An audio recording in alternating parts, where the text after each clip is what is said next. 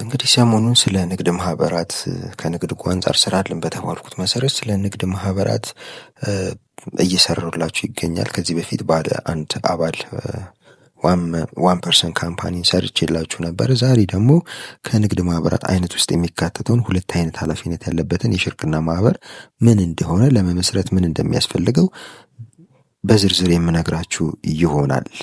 ሰላም ክቡራትና ክቡራን ተከታታዮቼ እንደምን አላችሁ? እኔ በጣም ደህና ነኝ። ዛሬም እንደተለመደው በወሳኝ ፕሮግራም መጥቻለሁ። በዛሬው ፕሮግራሜ ከንግድ ማህበራት አይነት ውስጥ የሚካተተውን ሁለት አይነት ኃላፊነት ያለበትን የሽርክና ማህበር ምን እንደሆነ ለመመስረት ምን እንደሚያስፈልገው የምነግራችሁ ይሆናል ማለት ነው። ለዚህ ቻናል አዲስ የሆናችሁ ቻናሉን ላይክ፣ ሼር፣ ሰብስክራይብ በማድረግ ቤተሰብ ይሁኑ፣ ያበረታቱን። ቀጥታ ወደ ዛሬው ፕሮግራሜ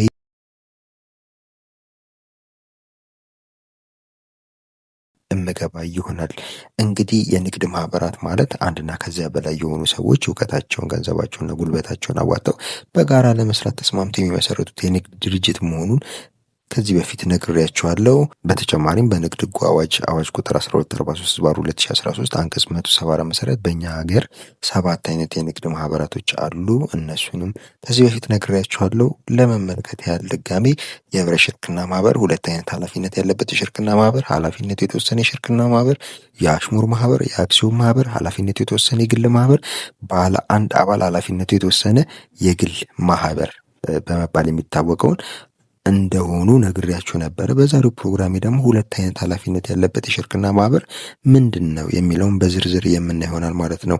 ሁለት አይነት ኃላፊነት ያለበት የሽርክና ማህበር ማለት ስሙ እንደምንረዳው ሁለት አይነት ማህበርተኞች ወይም አባላት አሉት። ከነሱም ኃላፊነቱ ያልተወሰነ ማህበርተኛና ኃላፊነቱ የተወሰነ ማህበርተኛ ናቸው። በአጠቃላይ ሁለት አይነት ኃላፊነት ያለበት የሽርክና ማህበር ማለት የማህበርተኞቹ ኃላፊነት የተለያየ የሆነበት ማህበር ነው ማለት ነው።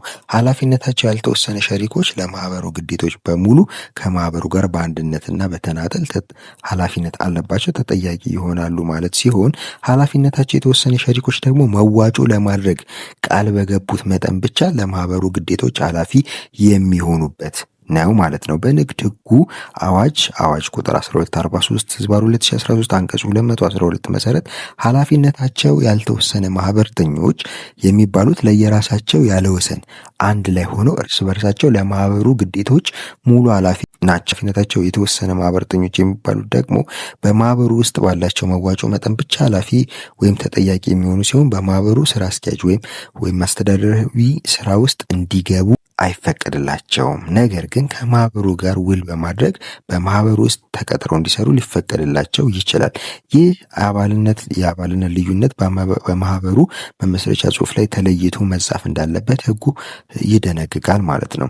የዚህ አይነቱ የማህበር ስም የሚያስፈልገው ሲሆን ስሙም የሁሉንም ማህበርተኞች ስም በመያዝ ከስሙ ቀጥሎ ሁለት አይነት ኃላፊነት ያለበት የሽርክና ማህበር የሚል ጽሑፍ ይጨመርበታል ማለት ነው።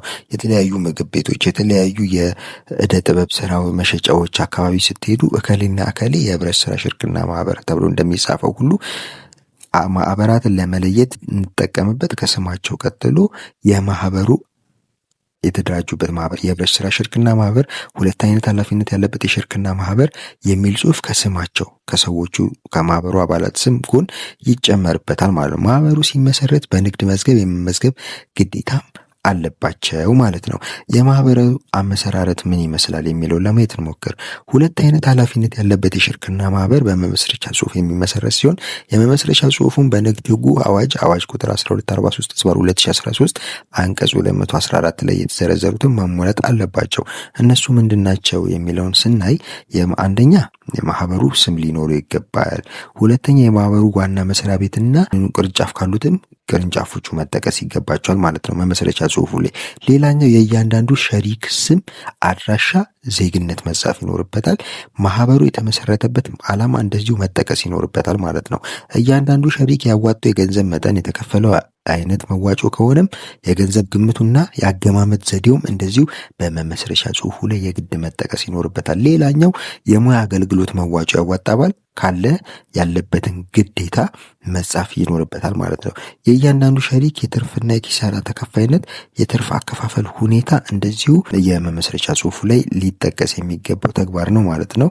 የማህበሩ ስራ አስኪያጅ እንዳለው ወኪልም ካለው ስራ አስኪያጁና ወኪሉ መጻፍ ይኖርባቸዋል ማለት ነው። የስራ አስኪያጁ ስልጣንና ተግባር እንደዚሁም በዝርዝር ሊጻፍ ይገባል ማለት ነው። የማህበሩ ጸንቶ የሚቆይበት የጊዜ መጠን እንደዚሁ ሊገለጽ የሚገባ ይሆናል ማለት ነው።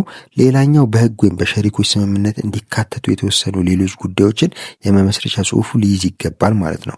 በዋናነትና በተጨማሪነት በኃላፊነታቸው ያልተወሰኑና የተወሰኑ ሸሪኮች ስም መያዝ ይገባዋል ማለት ነው። ስለዚህ ሁለት አይነት ኃላፊነት ያለበት የሽርክና ማህበር ማለት አንደኛው መለየት የሚገባን ነገር ሁለት አይነት የማህበራት አይነት ሲሆን በአንዱ የተካተቱ አንደኛው ኃላፊነታቸው የተወሰነ ተጠያቂነታቸው ለማህበሩ ባዋጡት ልክ የሆኑ ማህበረተኞች ያለው ሲሆን ሌላኛው ደግሞ ያልተወሰነ ኃላፊነታቸው ያልተወሰነ እስከ ፐርሰናል ድረስ በመዋጮ ብቻ ሳይሆን ፐርሰናሊ ሊጠየቁ የሚችሉ ማህበረተኞችን የያዘ የማህበር አይነት ነው ማለት ነው። ስለዚህ በዚህ መልኩ የሁለት አይነት የሽርክና ማህበራት ሊመሰረታሉ ማለት ነው።